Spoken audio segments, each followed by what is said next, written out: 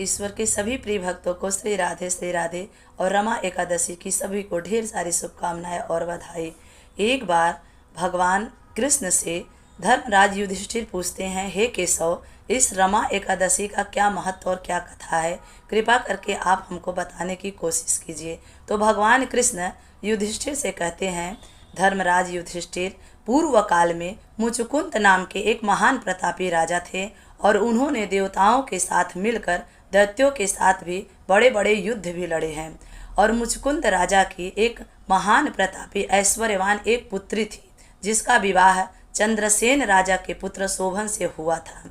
और चंद्रसेन राजा के पुत्र शोभन एक बार संजोग से राजा मुचुकुंद के यहाँ आए तो चंद्रभागा ने कहा, हमारे पिता के यहाँ का नियम है कि जिस दिन एकादशी रहता है उस दिन अन्न नहीं बनता है और हमारे घर में भोजन नहीं पकता और कोई भोजन नहीं करता है, क्योंकि सब लोग एकादशी का व्रत करते हैं, क्योंकि यहाँ तक कि उनके यहाँ पशुओं को भी अन्न वर्जित था।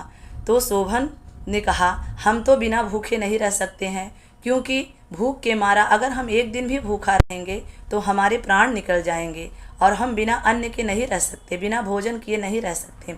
लेकिन चंद्रभागा ने कहा, नहीं, हमारे यहाँ का नियम है कि सब लोग एकादशी का व्रत करते हैं।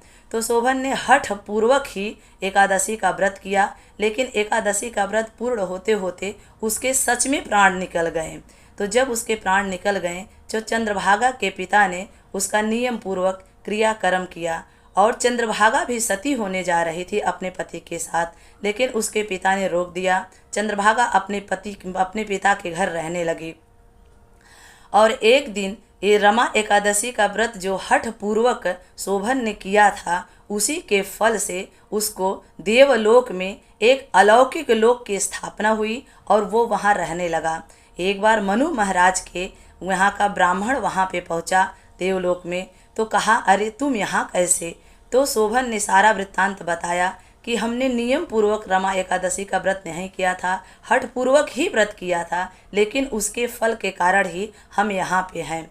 तो आप अगर जाके हमारी पत्नी चंद्रभागा से कहो कि फिर से वो रमा एकादशी का व्रत करे और उसका फल हमको प्रदान कर दे, तो हम फिर से स्थित पूर्वक रहने लगेंगे। तो वैसे ब्राह्मण ने वैसा ही कहा जैसा शोभन ने कहा था। ब्राह्मण देव यहाँ पे आए और चंद्रभागा से कहा कि तुम्हारे पति की आज्ञा है कि तुम फिर से कार्तिक मास के कृष्ण पक्ष की रमा एकादशी का व्रत करो और उसका जो फल होता है उसे अपने पति को प्रदान कर दो। तो चंद्रभागा ने वैसा ही किया। रमा एकादशी